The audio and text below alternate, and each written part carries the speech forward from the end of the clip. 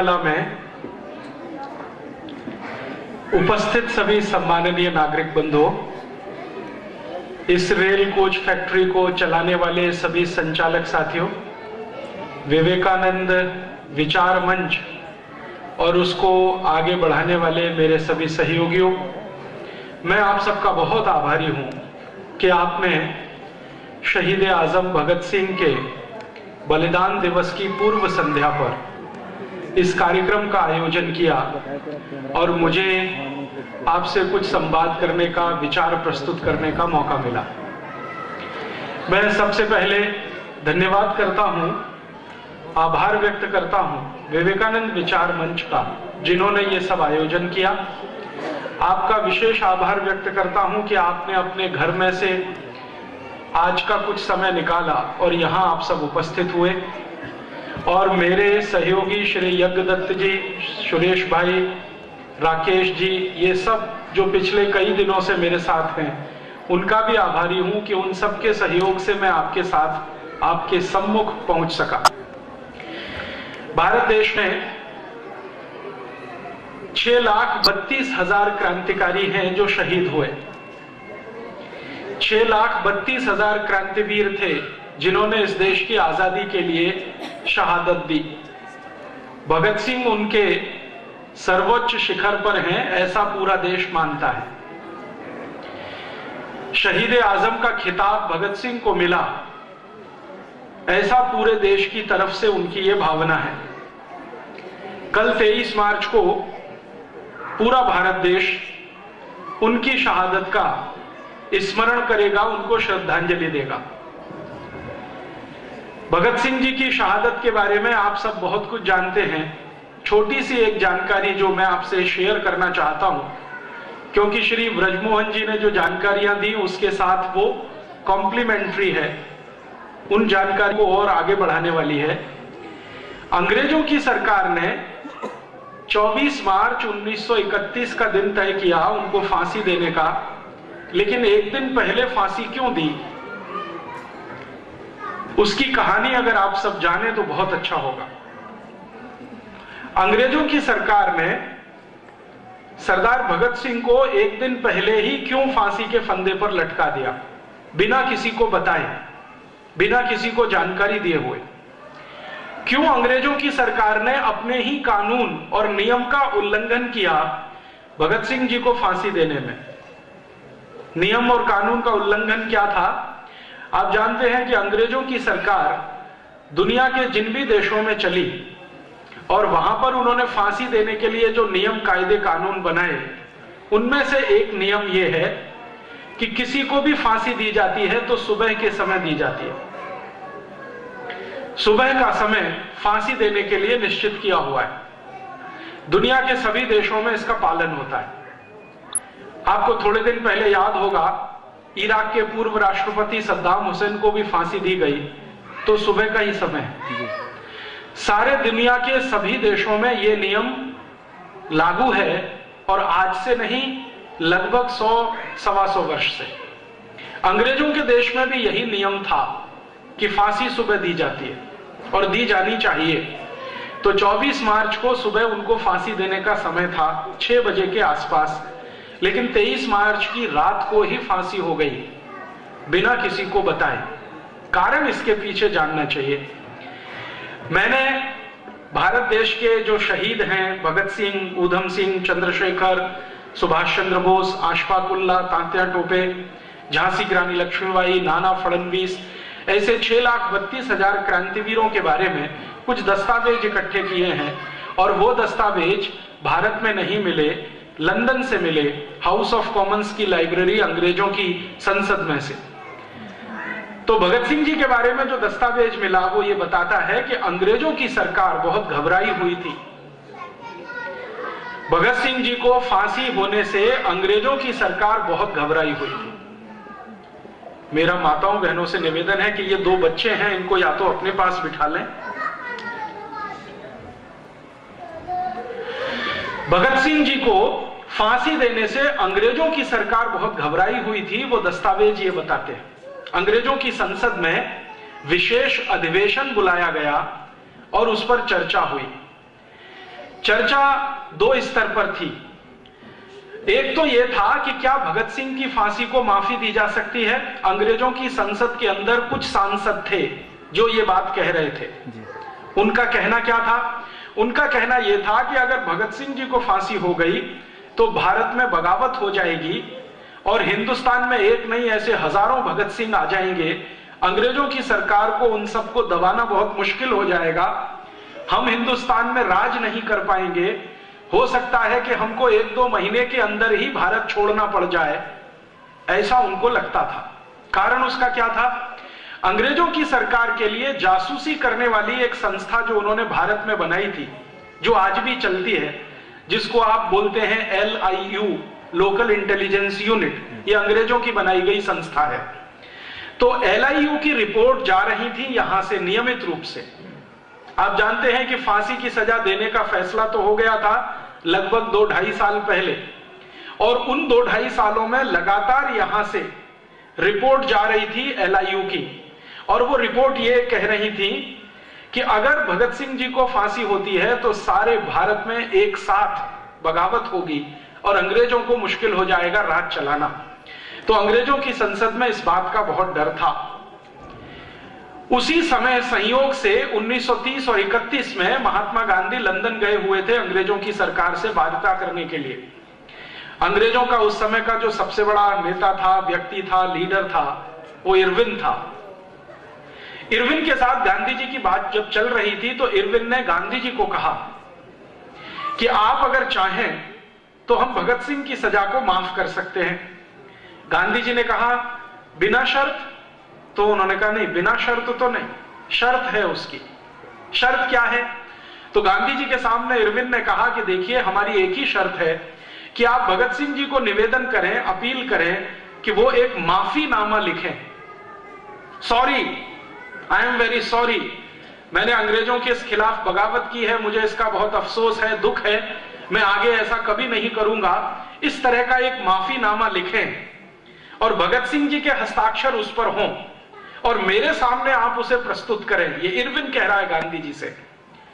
तो मैं अपनी संसद को कहूंगा कि वो एक स्वर से भगत सिंह की सजा को माफ करे। गांधी जी ने कहा कि मैं ऐसी कोई भी शर्त मान नहीं सकता जिसके बारे में भगत सिंह जी का कंसेंट मेरे पास ना हो। तो इरविन ने कहा कि आप भगत सिंह जी का कंसेंट ले लीजिए, समय आपके पास है, 1 साल का वक्त है।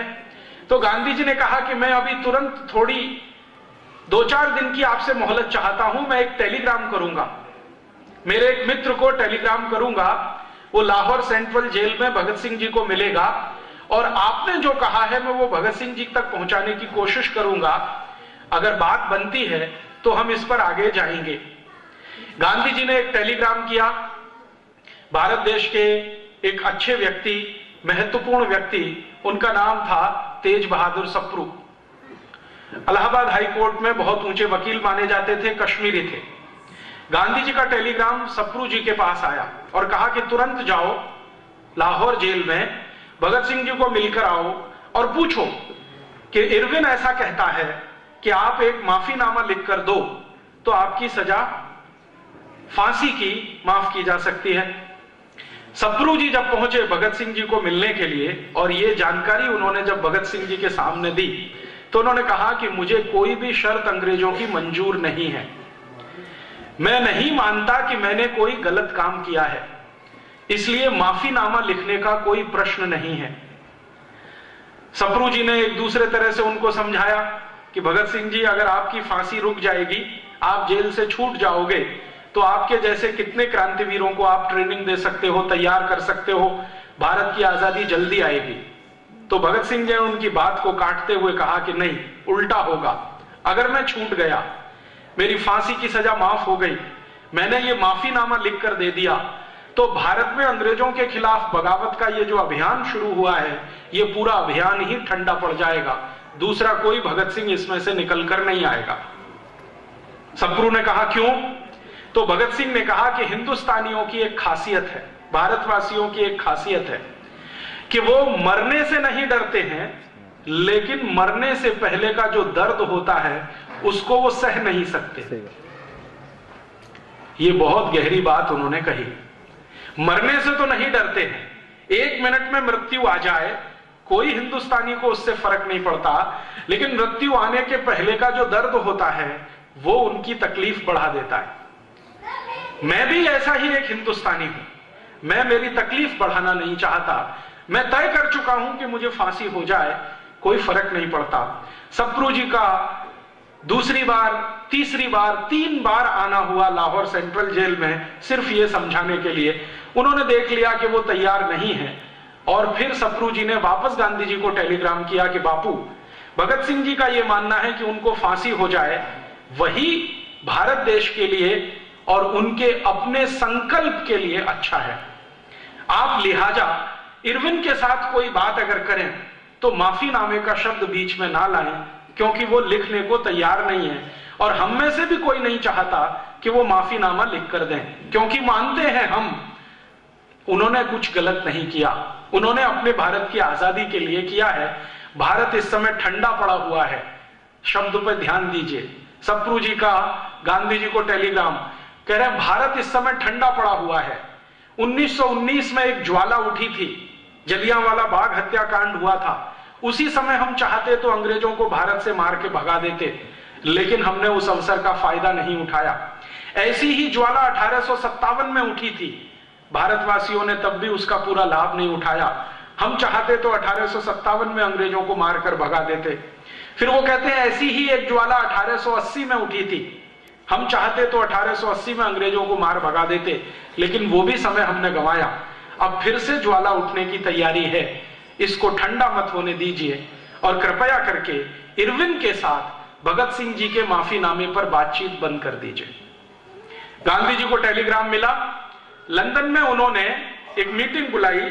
उस मीटिंग में वो सब क्रांतिवीर शामिल थे जो लंदन में रहकर भारत की आजादी की लड़ाई के लिए काम करते थे। उनके सबसे बड़े नेता थे श्यामजी कृष्ण वर्मा, आप सभी जानते हैं। उन्होंने एक बहुत बड़ा भवन बना के दिया लंदन में, जहां पर क्रांतिवीर जाते थे, इकट्ठे होते थे, ट्रेनिंग चलती थी, वैचारिक मंथन होता था, सोने ठहरने रहने का इंतजाम होता था। उसका नाम उन्होंने बहुत सुंदर रखा था, India house. India house Shyamji Krishna Verma ने अपने खुद के कमाए गए पैसे से बनाया था। इसी श्यामजी कृष्ण वर्मा के इंडिया हाउस में भगत सिंह जी के बारे में आखिरी मीटिंग हुई, जिसमें वो खुद मौजूद थे और उनके जैसे कई और क्रांतिकारी मौजूद थे। सबसे पूछा गया कि इरविन का प्रपोजल है, क्या करना है? तो उन्होंने कहा कि इरविन बहुत चालाक आदमी है और अंग्रेजों की सरकार बहुत खतरनाक है। भगत सिंह को माफीनामा वो देना चाहते हैं लिखवाकर, अपनी सुरक्षा के लिए, भारत की आजादी के लिए नहीं, क्योंकि अंग्रेजों को डर है कि अगर भगत सिंह को फांसी हुई तो बगावत इतनी बड़ी है, व्यवस्था उलट जाएगी। सेना में बगावत हो सकती है, आर्मी में बगावत हो सकती है, एयरफोर्स में बगावत हो सकती है, नेवी में बगावत हो सकती है, पुलिस में बगावत हो सकती है, क्योंकि आप जानते हैं कि भगत सिंह का मुकदमा जितने दिन इस देश में चला उतना ही उनकी लोकप्रियता बढ़ती चली गई। और भगत सिंह जी की लोकप्रियता भारत नहीं, भारत के बाहर जो रहने वाले भारतवासी थे वहां तक पहुंच गई। तो उस लोकप्रियता से अंग्रेज डरते थे, इसलिए उन्होंने संसद में एक विशेष बैठक बुलाई और उसमें उन्होंने फैसला किया कि अगर भगत सिंह जी को फांसी हुई तो उनके जो परिवार के लोग हैं, उनके जो मित्र हैं, रिश्तेदार हैं, वो उनका शरीर मांगेंगे, मृत शरीर मांगेंगे और उस मृत शरीर को जुलूस की तरह से वो एक प्रोसेशन के रूप में निकालेंगे, सम्मान सहित उनका अंतिम संस्कार करेंगे। और ऐसी भावना भड़केगी अंग्रेजों के खिलाफ कि शायद पंजाब से हमें भागना पड़ जाए, हो सकता है कि एक बहुत बड़ा भारत हमें खाली करना पड़ जाए। तो अंग्रेजों की संसद में जब ये सब तरफ से बहस हो गई, एलआईयू की रिपोर्ट भी आ गई और एलआईयू की आखिरी रिपोर्ट थी कि अगर भगत सिंह जी को फांसी होती है और उनका अंतिम संस्कार सम्मान के साथ नागरिकों को करने का मौका मिलता है, समय मिलता है, तो ये तय है कि पूरा पंजाब जलेगा और अंग्रेज सरकार बचा नहीं पाएगी अपने आप को, क्योंकि अंग्रेज सरकार के नीचे काम करने वाले जो हिंदुस्तानी हैं उन्होंने संकल्प ले रखा है कि वो बगावत शुरू करेंगे। एक एलआईयू ऑफिसर ने तो यहां तक लिख दिया कि 1857 में भारतवासियों से एक गलती हो गई थी, वो हमारे लिए बड़ी अच्छी हुई और भारतवासियों को भारी पड़ी। वो गलती क्या थी आप जानते हैं।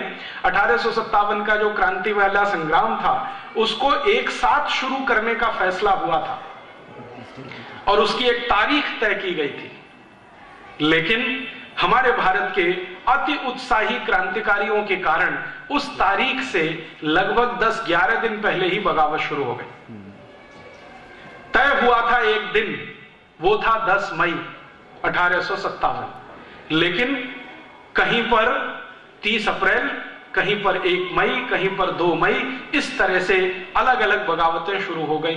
बैरकपुर की छावनी में अलग तारीख को, कलकत्ता में अलग को, मेरठ में अलग, दिल्ली में अलग। तो ये जो अलग अलग शुरू हुआ, इससे अंग्रेजों ने आर्मी की ताकत से उसको दबा लिया। जो एक साथ 10 मई को शुरू होता तो अंग्रेजों की ताकत नहीं थी कि वो उसको दबा पाते। तो LIU के एक ऑफिसर ने लिखा ब्रिटिश पार्लियामेंट को कि जो गलती हो गई हिंदुस्तान के लोगों से 10 मई 1857 को, वो गलती अब वो ठीक करना चाहते हैं। भगत सिंह की फांसी का दिन तय किया हुआ है, उसी दिन सारे देश में एक साथ बगावत होगी अंग्रेजों के खिलाफ। तो आप कुछ ऐसा करिए कि ये बगावत ना होने पाए।